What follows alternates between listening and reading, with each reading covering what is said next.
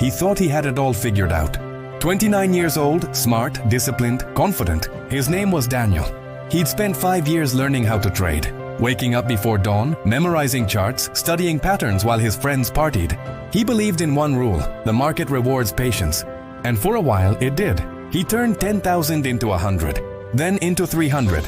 He quit his job, moved into a high-rise downtown. For the first time in his life, he felt untouchable. But success, it's a dangerous teacher.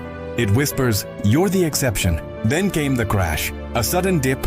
Just a correction, he told himself. He doubled down, then again, and again.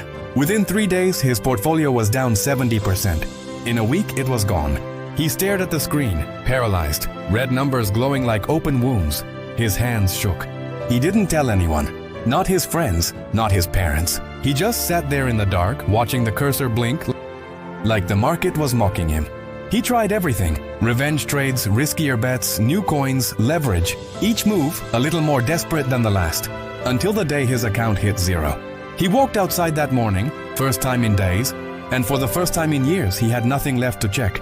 No charts, no alerts, no open positions, just silence. He took a bus back to his old neighborhood, the same route he used to ride when he dreamed of being free.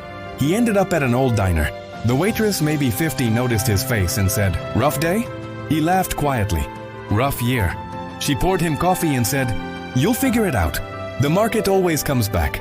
The question is, will you?" Those words stuck. That night he opened his laptop, not to trade, but to study. He reread every note, every mistake, every time greed had whispered louder than logic. For 6 months, he practiced on paper only. No money, just patience. He rebuilt his discipline from the ground up. He stopped chasing. He started planning.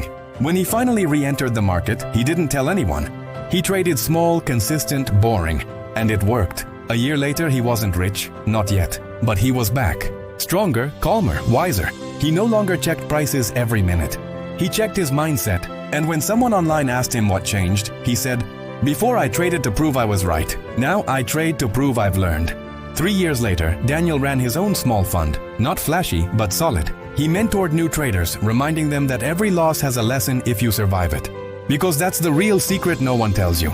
Success doesn't come from timing the market. It comes from timing yourself. And that's when he realized he hadn't lost everything. He just traded his ego for experience. And that's the most profitable trade he ever made.